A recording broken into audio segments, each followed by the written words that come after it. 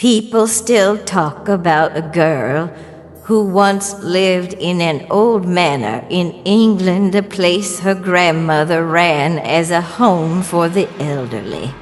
Her parents worked there full time, and because she grew up surrounded by long, silent hallways and strange nighttime noises, she spent most of her childhood exploring the eerie corners of that house. The story begins when she was just 12 years old.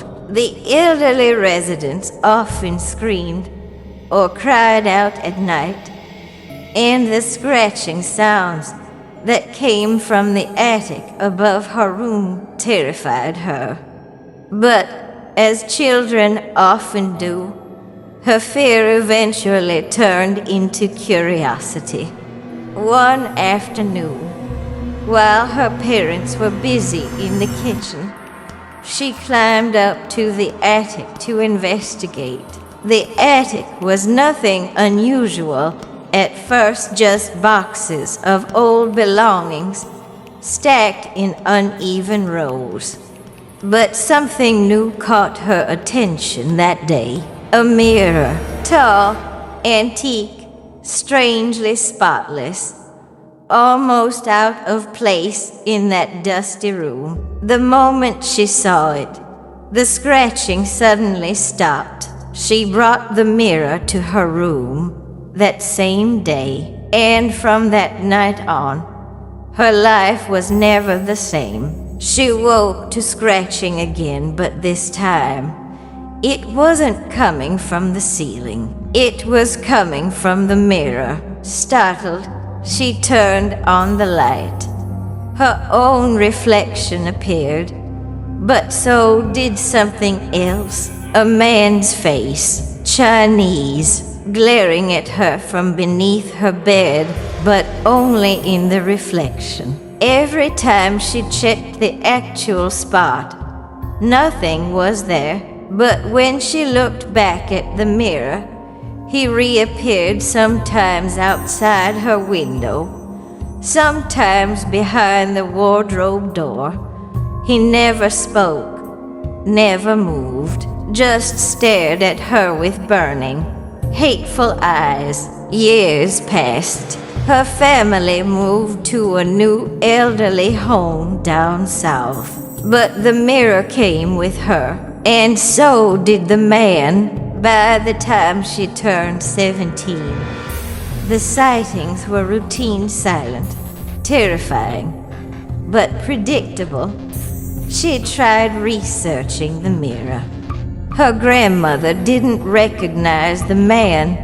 No one did. Nothing explained why he appeared to only her. But everything changed on her 18th birthday.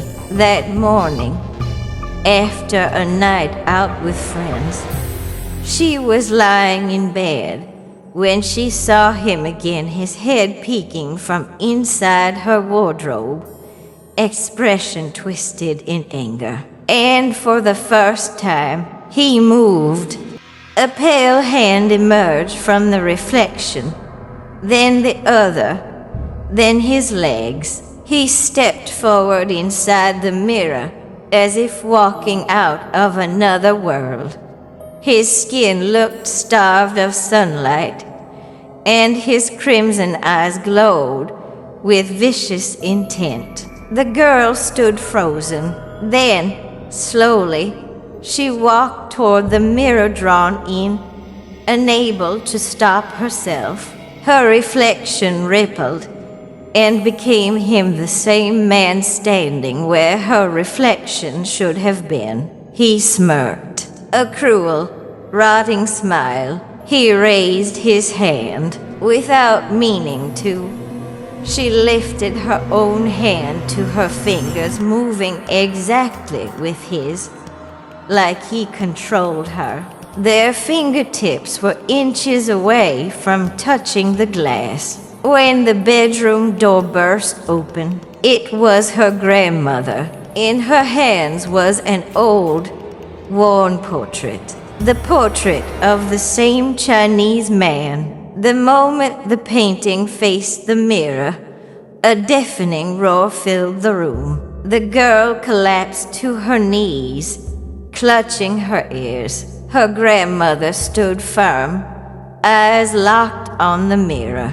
Then the sound stopped when the girl stood up and looked at the mirror again. The man was gone, but something new had appeared, carved deep into the glass with long, sharp scratches. Soon, from that day on, no one ever saw her the same way again, and no one ever looked into that mirror for long.